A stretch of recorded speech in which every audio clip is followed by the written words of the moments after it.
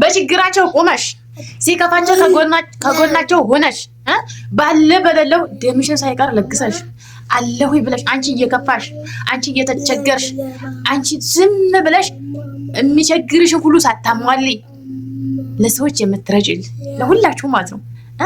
የራሳችሁን ፍላጎት ሳታሟሉ የሰው ፍላጎት የምታሟሉ በማንኛውም ሰዓት ሆነ በማንኛውም በክፉም በድጉም በትልቁም በትንሹም ባለ በሌለሽ ከጎናቸው ሁነት ብላችሁ ማለት ነው።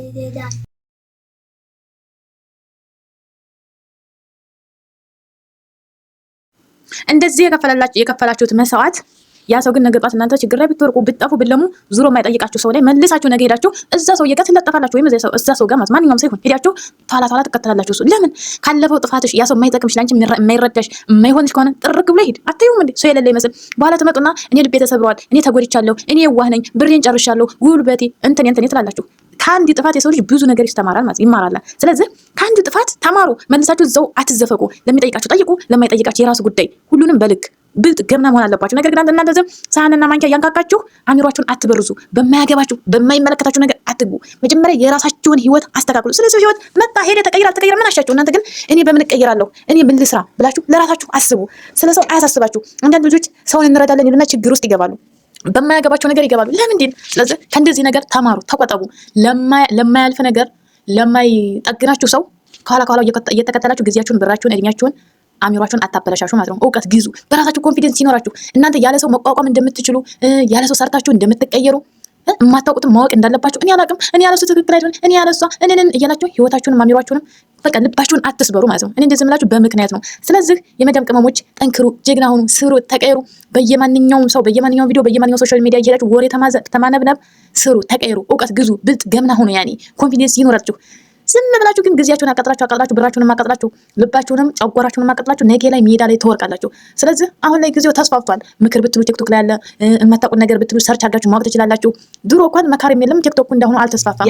አሁን ግን እውቀት መግዛት አለባችሁ። ዝም ብላችሁ እኮ የዋህ ነኝ እንትን እያላችሁ በሰው አትማሩ ማለት ነው። ከብዙ ጓደኞች የማትችሉትን ሰርች አድርጋችሁ ማወቅ አለብኝ። ምን መማር አለብኝ? ሰው ልጅ ላይ አንድ ነገር በቀን አንድ እውቀት መቅሰም ማለት በጣም ብዙ እውቀት። ስለዚህ ውድ ጓደኞቼ በተለይ የመዳም ቅመሞች በኋላ አረብ ጋር ስትዳረቁ ኑራችሁ ያልጋ ቆራኛ ማለት ነው።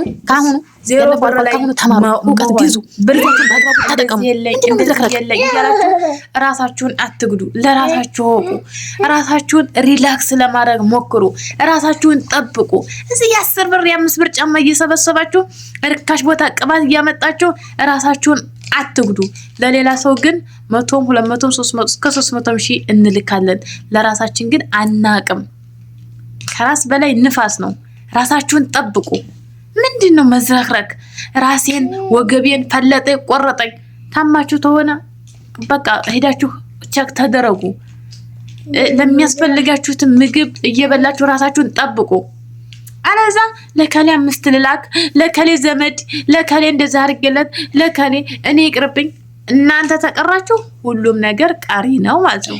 ስለዚህ ጠንክሩ፣ ስራ ለመስራት ሞክሩ፣ ተፍጨርጨሩ። በተለይ አሁን ላይ ሶሻል ሚዲያ ነው ዩቲዩብ ብር እያበላ ያለው ማለት ነው። ስለዚህ እንደዛ ነው ውዶቼ። ሰላም ሁኑ። ራሴን አመመኝ።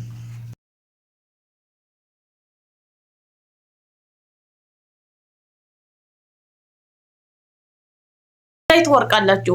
ስለዚህ የሰውን ጉዳይ የሰውን ችግር ገለል አድርጋችሁ ስለራሳችሁ ችግር ስለራሳችሁ እንዴት እንደምትኖሩ ግድ እኮ ሀብታም በቃ የለቀቀ መሆን የለብንም። ባላችሁ ነገር ደስተኛ ለመሆን በምትሰሩት ደስተኛ ለመሆን ሞክሩ። አለዛ እዛም ስታነበንቡ ማንንም ለርዳ ከኔ እንደዚህ ብሎ ስትሉ ራሳችሁን ስታጨናነቁ አንድ ቀን ለራሳችሁ ደስተኛ ሳትሆኑ ጊዜው ሰዓቱ ይሄዳል ማለት ነው። ለራሳችሁ ወቁ። ብራችሁን ተጠንቅቃችሁ ያዙ።